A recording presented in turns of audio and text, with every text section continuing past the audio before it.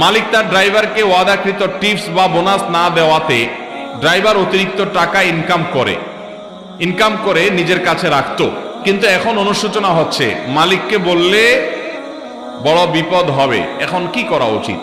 প্রথম কথা হলো, আপনার সাথে যদি চুক্তি থাকে যে তুমি এত বেতন পাবা, এত বোনাস পাবা, বাৎসরিক তোমার এটা প্রাপ্তি, তাহলে সেই অধিকারের টাকাটা যদি মালিক আপনাকে না দেয়, জুলুম করে আপনাকে বঞ্চিত করে, তাহলে আপনি ওই পরিমাণ টাকা মালিকের কাছ থেকে যে কোনো ভাবে নিতে পারেন, এটা আপনার জন্য জায়েজ। আপনার বোনাস 10,000, সেটা সে দেয় নাই, অন্যায় করছে, জুলুম করছে, তাহলে আপনি 10,000 নিতে পারেন। আর যদি সে টাকা কাটে বিশেষ কোনো যৌক্তিক কারণে, তাহলে সেটা আবার আপনি নিতে পারবেন না। কোনো যৌক্তিক কারণ ছাড়া অযথাই আপনার উপরে কোনো কারণে নাখোশ হয়ে সে আপনার বোনাসটা আটকাই দিল, বেতনটা দিল না, তাহলে ওই টাকা আপনি তার কাছ থেকে যেভাবে হোক আদায় করে নিতে পারেন, তো অতিরিক্ত নিতে পারবেন না।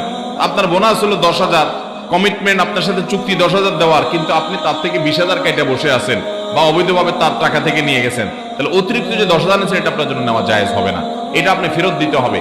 এখন কত হলো, তাকে ফেরত দেওয়াও যায় না, মাপ চাওয়া যায় না। উপায় কি? উপায় হলো তার অ্যাকাউন্টে যে কোনো ভাবে ঢুকাই দিবেন, কোনো কিছুর সাথে ঢুকাই দিবেন, তার বিকাশে কোনো কিছুতে টাকা পাঠিয়ে দিবেন, তার মালিকানায় এই টাকা যে কোনো ভাবে ঢুকাই দিতে পারলে আপনি দায়মুক্ত হয়ে গেলেন। সেটা যদি না পারেন, তাহলে সেক্ষেত্রে কোনো গরিব দুঃখীকে দান করে দিবেন, ওই ব্যক্তির তরফ থেকে সওয়াবের আশা করা যায় আল্লাহ।